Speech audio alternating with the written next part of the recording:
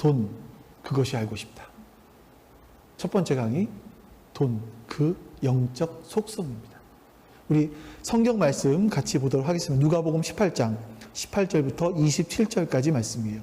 같이 읽어봅니다.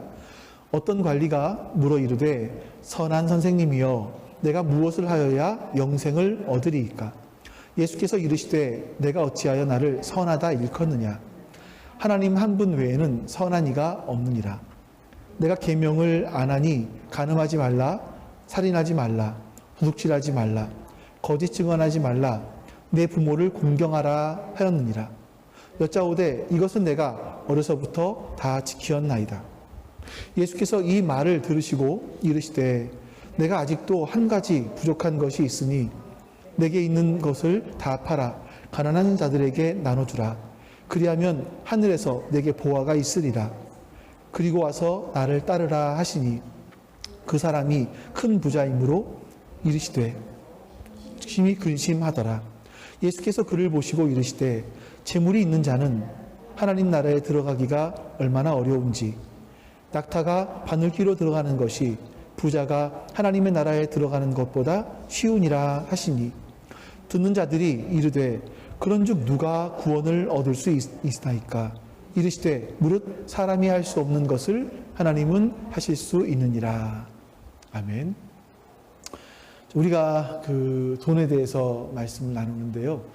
그 돈에 대한 걸 생각하면 여러분도 그러신지 모르겠는데 저 같은 경우는 약간 상대적 박탈감, 누가 그런 말 많이 쓰더라고요.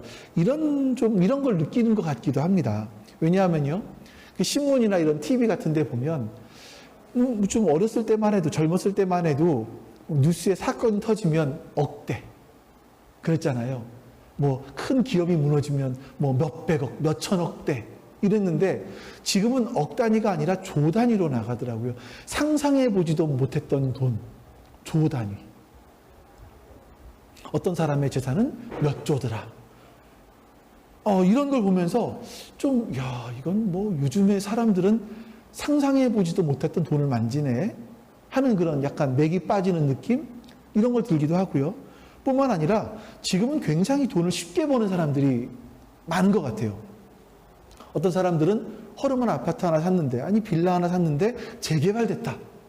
몇 배, 몇십 배가 뛰어올라서 뭐 갑자기 많은 이익을 남겼다. 어떤 사람들은 주식에 투자했는데, 뭐 어떤 사람 비트코인에 투자했는데 뭐 떡상이라고 하던가요? 떡상에서 갑자기 막 값이 올라서 신흥 귀족이라고 불리우는 사람들이 생기기도 합니다. 어느 날 갑자기 포르쉐를 타고 나타났어요. 사람들이. 어떤 남자가. 이런 사람들이 나타나기 시작하죠. 어떤 사람들은요, 직장에서 일평생 뼈 빠지게 일을 해서 뭐 간부급까지 올랐어요.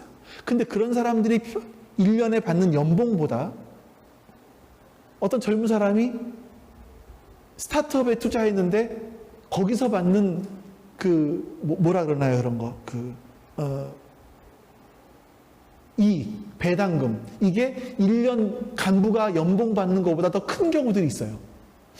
그런 걸 보면서 난 도대체 뭐 하고 살아왔나? 하는 생각이 들기도 합니다.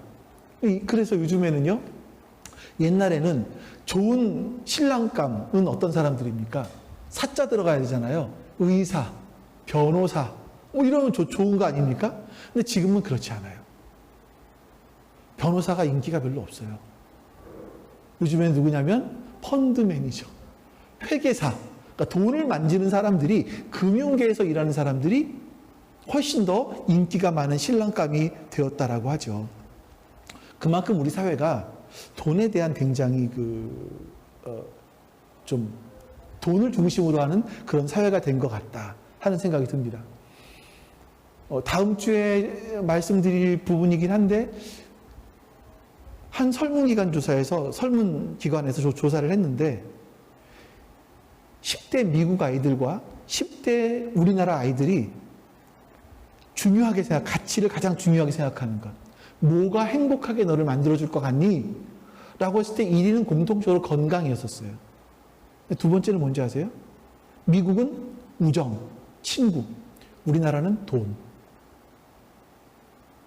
그러니까 우리나라가 지금 뭔가 뭔가 좀 굉장히 잘못 가고 있는 것은 아닌가 하는 생각이 들어요.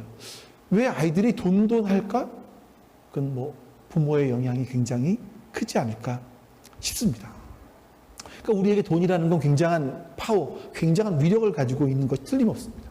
그러니까 지금 시대에는요, 돈만 있으면 못하는 일이 거의 없어 보여요. 너무 뻔한 이야기이긴 하지만 돈이 있어야 의식주를 해결할 수 있죠. 그렇죠? 돈이 있어야 교육도 받습니다. 돈이 없으면 교육도 못 받아요. 문화적인 소양이 아무리 높아도 돈이 있어야 문화적인 걸 누리죠. 영화 한 편을 보려고 해도 요즘에 영화가 얼마인가요? 예. 또 영화관에 들어가면 그냥 영화만 보나요? 손에 뭐 하나 들고 가야 돼요. 팝콘이라도 콜라라도 하나. 그러면 영화 둘이서 한 편 보면 한 4, 5만 원 정도 쉽게 드는 게 지금이에요. 그게 아까워서 넷플릭스 보겠다? 저희 TV로는 넷플릭스 못 보더라고요. 뭐 다른 걸 뭐 설치를 해야 된다고 하는데 할 마음도 없지만. 그러니까 돈이 없으면 지금은 할 수 있는 것도 별로 없는 그런 세상이 된 것 같아요. 나는 레저를 즐기고 싶어요. 레저를 즐기려도 돈이 있어야죠. 난 여행을 굉장히 좋아해요. 여행을 가고 싶어요. 근데 여행을 가려도 하루 숙박비만 해도 기본 뭐 2, 30만 원 이상씩 넘어가니까 또 거기다가 호캉스라고 한번 생각해 보세요. 이거는 뭐 감당을 못합니다. 돈은요, 우리에게 모든 걸 해줄 수 있는 전능한 힘이 있는 것 같은 생각이 들어요. 반대로 돈이 없어서 어려움 당하는 사람들이 많죠. 예전에 어떤 좀 나쁜 사람들이 그랬죠. 유전무죄, 무전유죄. 돈이 있으면 죄도 죄가 아니게 되고요. 돈이 없으면 죄를 안 지었는데도 죄가 되지요. 얼마나 억울하겠습니까? 돈이 없어 교육받지 못하는 거, 돈이 없어, 이게 보니까요, 얼마 전에 신문에 기사를 하나 보니까 이가 안 좋은 사람들 있잖아요. 그러니까 소득 수준이 낮으면 이가 안 좋대요. 야, 나는 도대체 얼마나 소득 수준이 안 좋은 건가 하는 생각이 들 정도로 이가 너무 안 좋죠, 저는요. 아이들이 그렇대요. 문화적 박탈감, 이런 거는 좀 말을 할 것도 없고요. 돈이라는 게 사람들에게 이렇게 행과 불행을 주는 것 같아요. 진짜. 여러분, 혹시 돈이 없어서 굶어 죽는 고통을 아시나요? 권사님은 조금 아실까요? 옛날에 일제강점기나 6.25를 겪고 지나서 오면 좀 알 수 있지 않을까? 그 돈이 없어 밥을 먹지 못해서 무언가를 훔쳐야 되는 이 장발장적 심정. 우리는 지금은 잘 모르죠. 다이어트를 하려고 굶어 본 적은 있어도 돈이 없어 밥을 못 먹어본다? 이거는 현재 우리는 별로 상상해 볼 수 없는 그런 문제인 것 같아요. 근데 여러분, 이런 시대를 살고 있는 우리들인데 이 지구 한쪽에는요, 10명 중에 1명이 영양실조래요. 10명 중에 1명. 그러니까 현재 지구의 인구가 제 기억에 아직도 저는 그 지구 인구 그러면 50몇 억 이렇게 생각했거든요. 그게 제가 아마 중고등학교 때 배웠을까?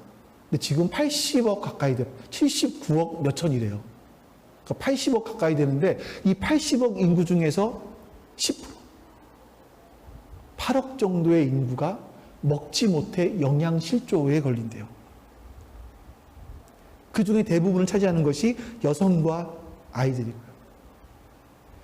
한 보고서에 보니까 2021년 8월 달에 통계 나온 것이 뭐냐면 코로나로 죽어가는, 그 당시 코로나 굉장히 심각했잖아요. 그걸로 죽어가는 사람들이 1분의 7명이었어요.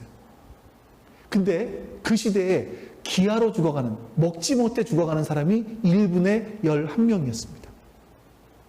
그럼 여러분, 하루에 도대체 몇 명이 죽어가는지 아세요? 먹지 못해서? 1시간이면 660명이고요. 하루면 15,000, 몇백 명? 15,840명 돼요. 하루에 대략 먹지 못해 죽어가는 사람들이 15,000명이 된다. 16,000명 가까이. 더 놀라운 게 뭔지 아세요? 지금 지구에서 생산되는 식량의 양을 보면 전 지구의 사람들이 다 먹고도 남을 만큼 풍족하다는 거예요. 여러분, 그런데 우리나라를 보면 요즘에 방송을 보면 뭡니까? 제가 보니까 딱 두 가지인 것 같아요. 짝짓기 프로그램 하나. 동물도 아닌데 맨날 짝짓기만 해요. 짝짓기 프로그램 하나. 또 하나는 먹는 방송 하나. 여행 가서 먹고, 다이어트 하면서 먹고, 뭐 건강 위해서 먹고, 오지에 가서 먹고, 먹는 방송. 짝짓기 방송. 사람들의 아주 동물적인 감각들을 좀 이렇게 막 살리는 그런 방송들인 것 같아요. 지구 한쪽에서는 밥을 못 먹어 굶어 죽어가는데 우리는 맨날 먹는 방송만 하고, 먹는데 어떤 것이 고급적인 음식인가? 뭐 이런 걸 이러죠. 이런 상황을 보면서 우리가 나쁘다, 뭐 이런 얘기를 하려는 것이 아니라 우리가 살고 있는 세상이 정말 돈의 힘이 얼마나 대단한가. 우리가 여러분 6.25 직후만 해도 어땠어요? 아프리카에 제일 못 사는 빈민 가난한 나라보다 더 못 사는 나라가 우리 아니었습니까? 얼마 지났다고 우리가 이렇게 잘 살게 됐을까요? 그 돈의 힘이죠. 돈이 갖고 있는 힘.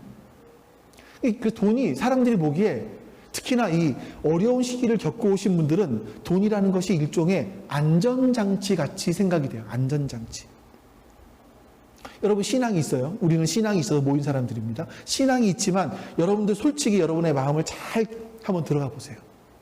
여러분에게 안정감을 줄 때가 하나님이 나와 함께 하신다고 믿어질 때입니까? 아니면 돈이 나에게 두둑하게 있을 때입니까? 이건 우리가 솔직히 좀 생각을 해봐야 될 문제인 것 같아요. 돈은요, 우리에게 기도보다 더 빠른 응답을 줘요. 기도의 응답은 굉장히 느린 것 같은데 돈의 응답은 제까닭입니다.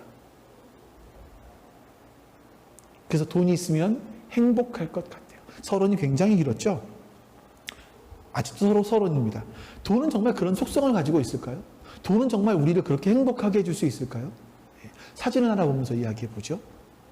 이 사진은 여러분 멋지지 않으세요?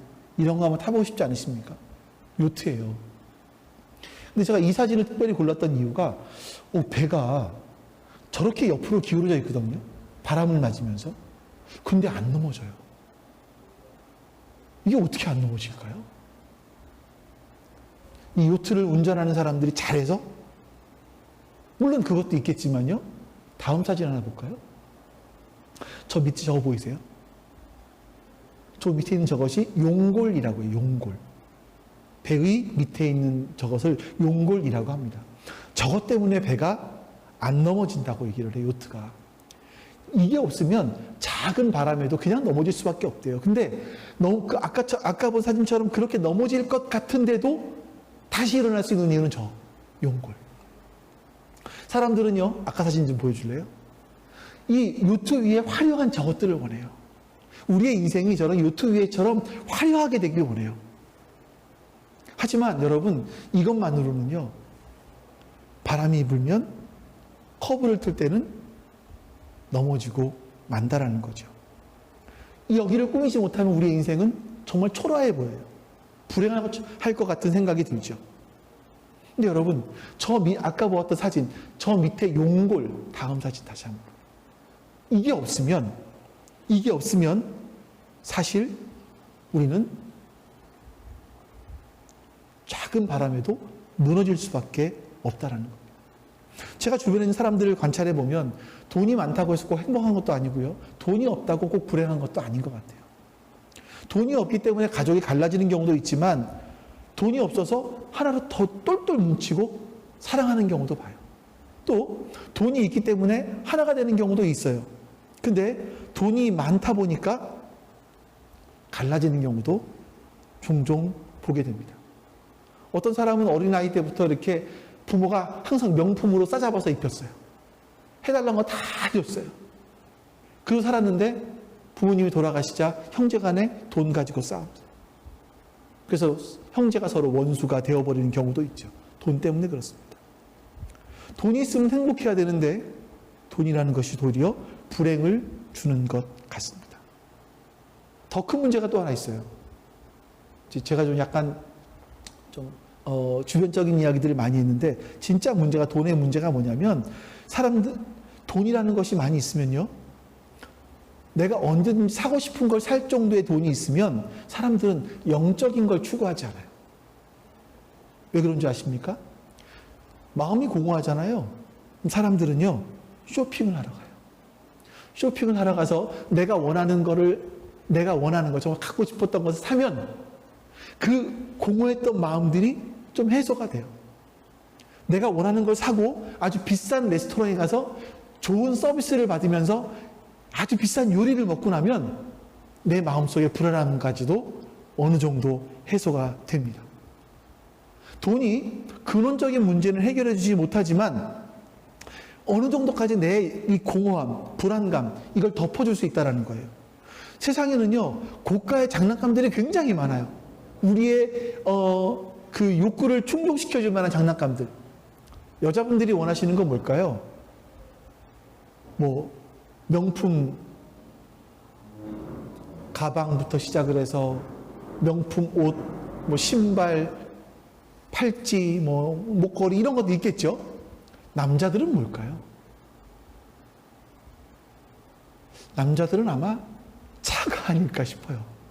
저는 그래요, 저는. 네, 차가 아닐까 싶어요. 그런 고가의 장난감들이 있어요. 그러니까 내가 내 영혼에 그 어떤 빈 곳들이 있는데, 그 허전함이 있는데, 그 허전함을 그 고가의 장난감을 사서 채워줄 수 있다는 거예요. 내가 내 영혼에 어떤 허전함들이 생길 때마다 무언가를 살 수 있을 만한 재력이 있으면 우리는 고독함, 외로움, 허전함 별로 신경 쓰지 않고 살아갈 수 있습니다. 하지만 여러분, 이런 것 때문에 사람들이 진짜 보아야 될 것을 보지 못하는 경우들이 생기죠. 이게 돈에 하는 일들입니다.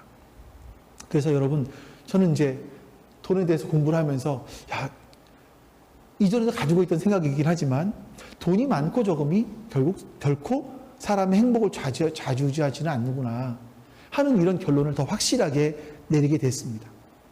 우리 인생 아까 보았던 노트의 이 밑부분에 사람들은 윗부분을 투자해서 화려하게 만들려고 하지만 진짜 중요한 건 이 아랫부분이구나. 이 아랫부분이 없는데 위에만 화려하게 꾸며놓으면 돈이 사람에게 화가 될 수도 있겠구나 하는 생각들을 하게 됐습니다. 이제 여러분들이 진짜 듣고 싶지 않은 이야기를 할 거예요, 제가. 진짜 듣고 싶지 않은 이야기. 오늘 본문에 보시면 어떤 지도자가 예수님을 찾아와요. 18절 말씀 보죠. 같이 읽어보겠습니다. 어떤 지도자가 예수께 물었다. 선하신 선생님, 내가 무엇을 해야 영생을 얻겠습니까? 이 사람은요, 영생에 대한 갈망이 있었어요. 사회적 지위까지 있는 사람이었는데 거기다가 영생에 대한 갈망이 있었어요. 나중에 보면 이 사람도 부자였대요. 사회적 지위도 있고요, 부자였고요, 영생에 대한 갈망도 있었어요.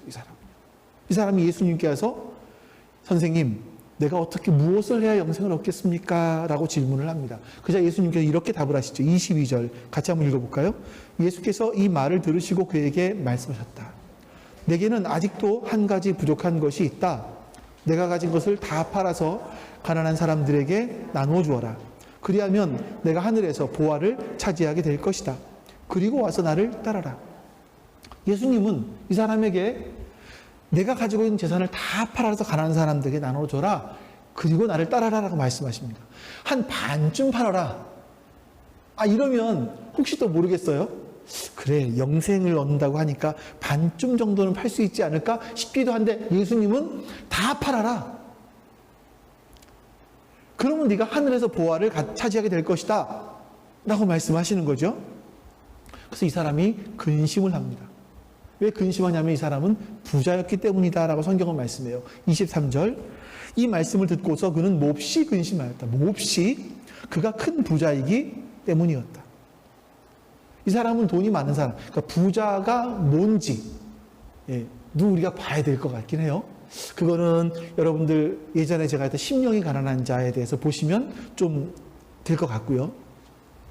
자, 부자가 뭔가? 이건 나중에 보시도록 하시고, 이 사람은 부자였기 때문에, 돈이 많은 부자였어요. 돈이 많았어요. 그것 때문에 몹시 근심했어요. 이런 근심하는 모습 보시고 예수님이 이렇게 말씀하십니다. 같이 읽어볼게요. 아, 이거 정말 듣기 싫은 얘기예요. 자, 시작. 예수께서는 그가 근심에 사로잡힌 것을 보시고 말씀하셨다. 재물을 가진 사람이 하나님 나라에 들어가기는 참으로 어렵다. 부자가 하나님 나라에 들어가는 것보다 낙타가 바늘귀로 들어가는 것이 더 쉽다. 자, 부자가 하나님 나라에 들어가는 것보다 낙타가 바늘귀로 들어가는 것이 더 쉽다. 그러니까 부자가 하나님 나라에 들어가는 것은 거의 불가능하다라고 말씀하시는 거예요. 누가요? 예수님께서. 그 사람들이 이 말을 듣고 너무나 의아한 거예요. 그럼 예수님, 누가 구원을 얻을 수 있겠습니까? 라고 말해요. 26절, 27절 같이 읽습니다. 이 말씀을 들은 사람들이 말하였다. 자, 그렇다면 누가 구원을 얻을 수 있겠습니까? 예수께서 말씀하셨다. 사람은 할 수 없는 일이야 하나님은 하실 수 있다. 예수님은 마지막에 사람은 할 수 없는 일이지만 하나님은 하실 수 있다라고 어떤 수수께끼 같은 답을 내놓으시고선 얘기를 그치십니다. 자, 오늘 우리가 잠깐 동안 줄거리를 말씀드렸는데 이 본문에서 돈에 관한 부분들을 같이 한번 말씀을 나눠보려고 해요. 여러분, 본문에 보시면 돈이 가지고 있는 영적인 속성이 있어요. 예수님은 그 돈의 영적인 속성에 대해서 말씀하고 있는 거죠.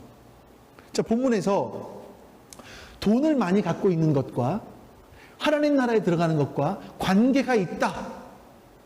예수님 말씀이에요. 돈과 하나님 나라는 관계가 있다라고 분명히 말씀하세요. 부자가 하나님 나라에 들어갈 수 없다라고 분명하게 말씀하시죠. 그러니까 돈은요, 중립적이지 않다라는 거예요, 여러분. 예. 제가 이전까지는 여기서 배운 게 뭐냐면 돈은 전 중립적인 거라 생각했어요. 누가 쓰느냐에 따라서. 근데 돈은 중립적이지 않아요. 돈은요, 우리의 영적인 삶, 영원한 삶에 분명히 영향을 끼친다고 말씀하고 있어요. 예수님께서 이 사람에게 돈을 포기해라 라고 말씀하시니까 이 사람은 부자였기 때문에 근심합니다. 이 사람에게 돈은 굉장히 중요한 부분이었어요. 돈 때문에 이 사람은요, 영생, 하나님 나라를 포기하는 사람인 거예요. 돈은요, 우리들에게 하나님 나라를 포기하게 할 만큼의 위력을 갖고 있습니다.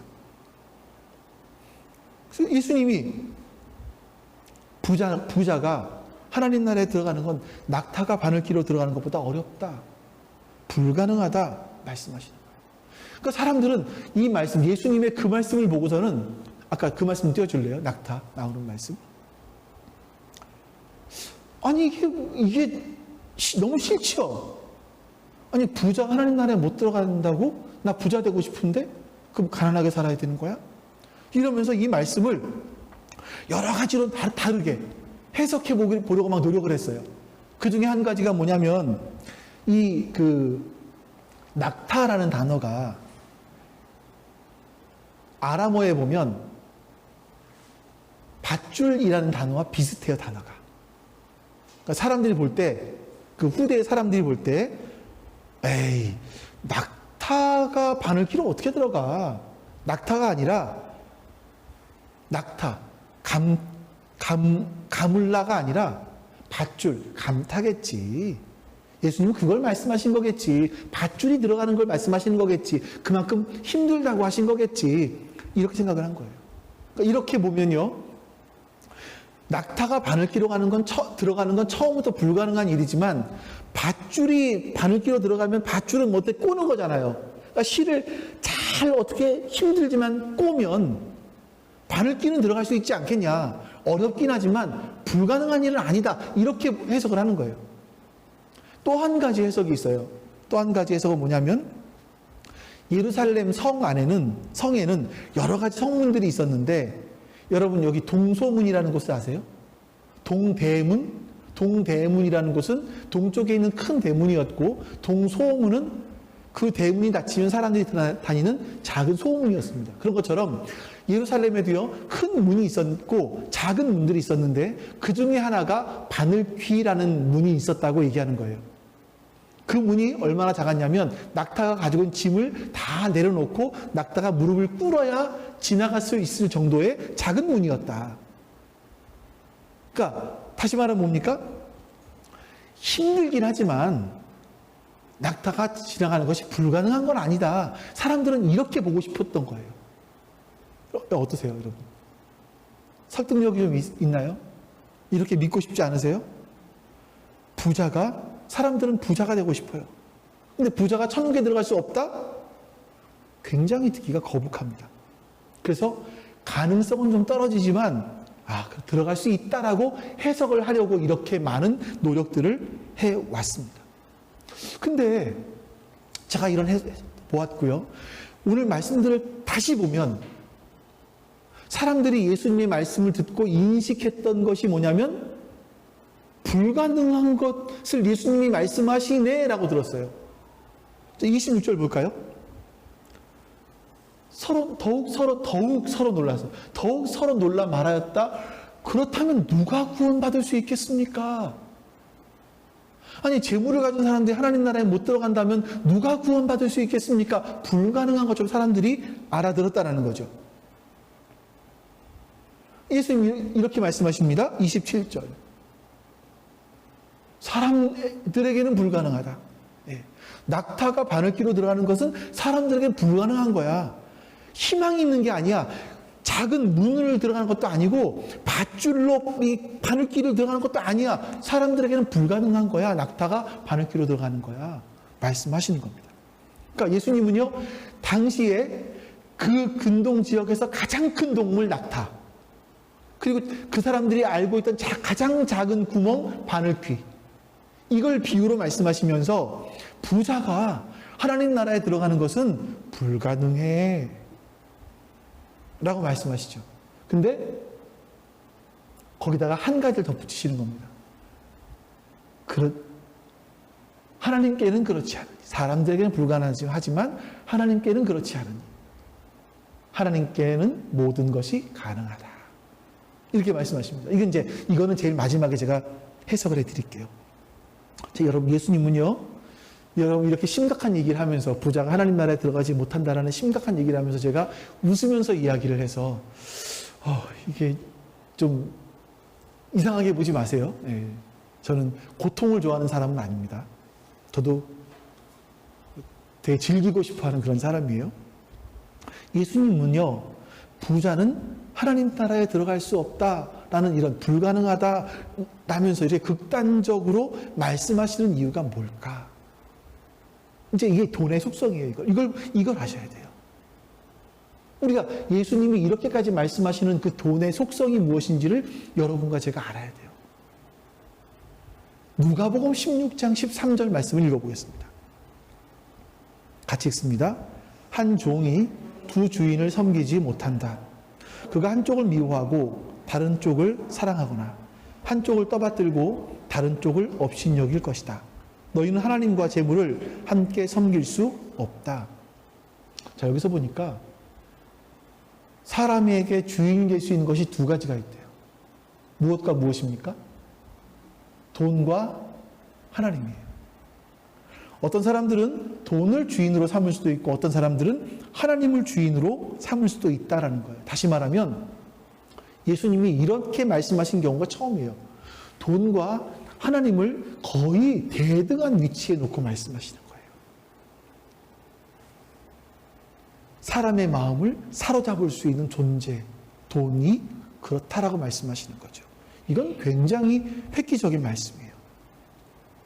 예수님은 우리가 하나님 섬기는 것처럼 돈을 섬긴다, 돈이 인격적인 것처럼 말씀하시는 거죠. 여러분, 돈은 중립적이지 않습니다. 돈은요, 하나님과 라이벌 관계에 있는 것처럼 예수님은 말씀하십니다. 그래서 아까 보았던 그 사람은요, 돈 때문에 구원을 포기해요. 돈은 그 정도의 위력을 갖고 있어요. 이 말씀이 여러분, 지금 이 시대에 이 땅에서 복받기를 원하는, 그래서 부자가 되기를 원하는 그런 우리들의 마음에 얼마나 불편합니까? 정말 불편한 말씀이죠. 고통스럽습니다. 저도 이 말씀 준비하면서 쾌재를 불렀던 것이 아니라, 야, 이 돈이 이래. 이거 어떡하지? 하는 그런 마음을 가지고 말씀을 전해요. 혹시 유튜브에서 이걸 설교를 들으시다가 어떤 분들은 다시는 안 들어오지 않을까라는 생각이 들기도 해요. 하지만 예수님께서 하신 말씀이니까. 자, 이 돈이 정말 중립적이지 않고 영적이고 하나님과 라이벌이 되는지 왜 그런지 살펴보도록 하겠습니다. 자, 돈은요, 우리 영적인 생명을 위협합니다. 다시 좀 말씀을 보죠. 이 사람은 어려서부터 10계명을 다 잘 지켜왔다라고 말합니다. 10계명대로 사는 것은 그냥 자기 삶이었어요. 라이프 스타일이었어요, 이 사람은요. 20절, 21절 말씀. 너는 계명을 알고 있을 것이다. 영생을 어떻게 얻겠습니까? 뭘 해야 영생을 얻습니까? 라고 물었을 때 예수님이 답하신 것이 너는 계명을 알고 있을 것이다. 간음하지 말고 살인하지 말고 도둑질하지 말고 거짓 증언하지 말고 내 부모를 공경하라 하지 않았느냐? 이거 하면 된다 라고 말씀하시자 나는 이런 모든 것은 어려서부터 다 지켰습니다. 이 사람은요, 도덕적으로 온전하게 살았다고 스스로 자부하며 말합니다. 난 깨끗하고 반듯하게 살았어요. 그러고 부자가 됐습니다. 요즘으로 말하면 정말 1등 신랑감이죠. 이런 사람이 있으면 시집 보내고 싶어요, 예언이. 거기다가 뭐가 있어요? 영적인 갈급함도 있어요. 하나님 나라에 대한 갈급함도 있는 거예요. 영생을 생각하는 그런 사람인 거예요. 얼마나 좋습니까? 예수님께서 그 사람에게 이렇게 말씀하십니다. 22절 말씀. 같이 한번 다시 읽어보죠. 예수께서 이 말을 들으시고 그에게 말씀하셨다. 내게는 아직도 한 가지 부족한 것이 있다. 내가 가진 것을 다 팔아서 가난한 사람들에게 나누어 주어라. 그리하면 내가 하늘에서 보화를 차지하게 될 것이다. 그리고 와서 나를 따르라. 자기는 도덕적으로 바르게 산 괜찮은 사람이라고 자신 있게 말하는 이 사람에게 예수님은 근데 너 아직 한 가지 부족한 게 있어. 네가 가지고 있는 물질 다 팔아서 가난한 사람에게 줘라. 그리고 와서 나를 따라라 라고 말씀하시는 겁니다. 이 사람이요, 다른 건 다 잘 지켜왔어요. 그리고 영생에 대한 갈망까지 있어요. 예수님을 찾아왔지만 가진 걸 다 팔아라, 팔아서 가난한 사람 나눠주라 라는 이 말씀을 듣고 내가 이러면서까지 영생을 얻어야 되나? 근심하기 시작하는 거예요. 다시 말하면 이 부자에게 돈은요, 자신이 갈망하던 영생을 포기하게 할 정도까지 힘이 있다는 겁니다. 여러분, 성경은요, 예수 잘 믿어서 이 땅에서 복받고 이 땅에서 잘 사는 걸 말하진 않아요. 기독교의 가장 중심이 뭐냐면 우리가 하나님을 전적으로 의존하는 겁니다. 이게 기독교의 신앙의 가장 중심의 핵심이죠. 물론 하나님을 의존한다고 해서 여러분 우리가 무능력하게 사는 걸 말하는 건 아니에요. 꼭 기억하십시오, 여러분. 어떤 경우에 우리나라 사람들의 속성인지는 모르겠지만 우리나라 사람들은요, 뭐 아니면 도로 생각을 해요. 그래서 하나님만 전적으로 의지해 그러면 뭐 아무것도 안 하고 기도만 하면 돼? 꼭 이렇게 말씀하시는 분들이 있더라고요. 저한테도 몇 번 들었어요. 저도 몇 번 들었어요. 아니요. 그게 아니에요.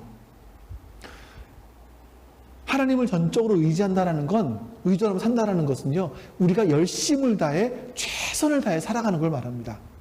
하지만 거기에 따른 결과는 나에게 있지 않다라는 걸 인정하는 거예요. 내가 열심을 다해 최선을 다해 살았지만 어떤 경우에는 그것보다 훨씬 더 많은 결과들이 오기도 하고요. 어떤 경우는 그것보다 못한 결과들이 오기도 해요. 근데 이 결과로 나를 증명하는 것은 아니라는 거예요. 이 결과는 누가 주시는 거예요? 하나님이 주신다라는 걸 인정하는 거죠. 이게 하나님을 의지하며 사는 겁니다. 근데 사람들은요, 이 결과를,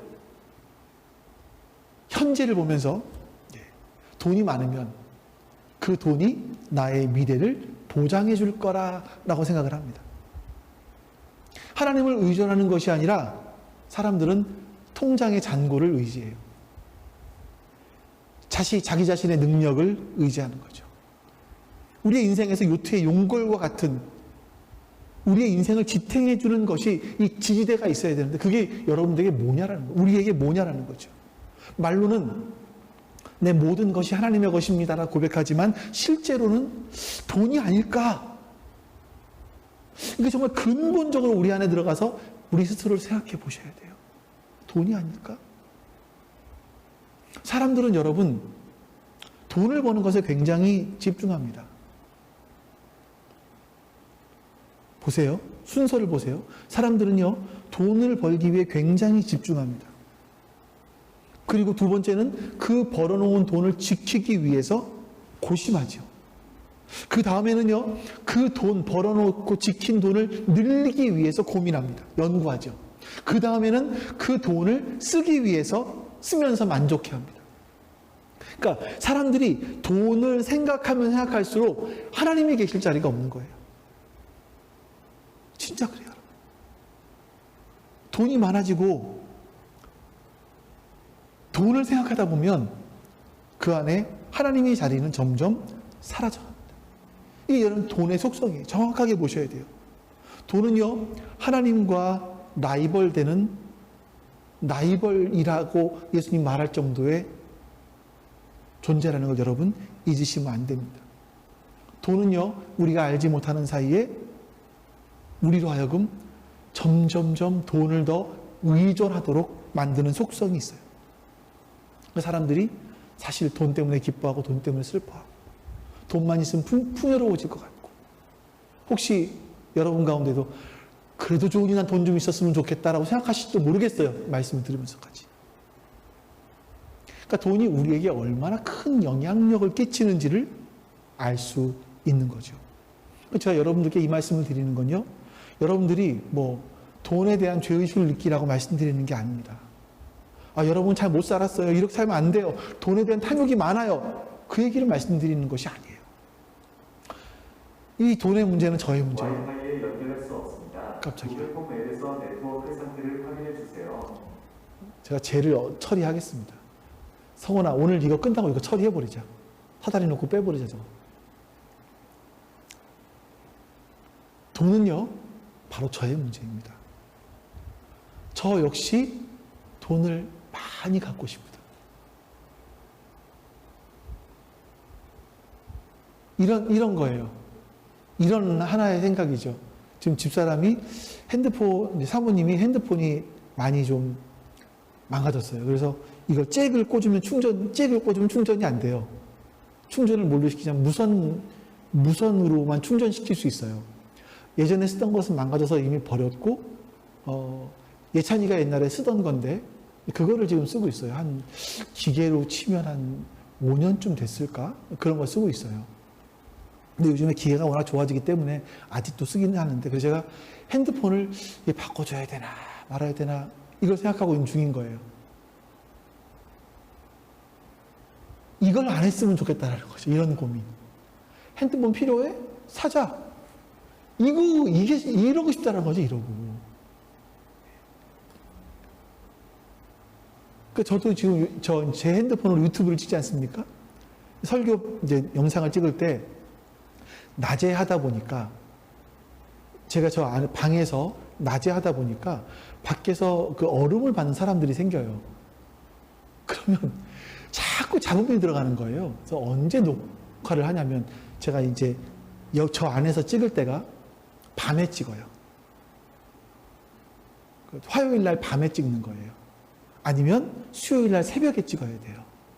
근데 우리 교회 그 청년들 몇 명이 수요일 날하고 금요일 날하고 8시 반 정도부터 와서 기도 모임을 하는 애들이 있어요. 우리가 현재 그렇게 빌려주고 있습니다. 그렇게 빌려주기도 하고 토요일 날 와서 성경 공부하는 사람들도 있고요.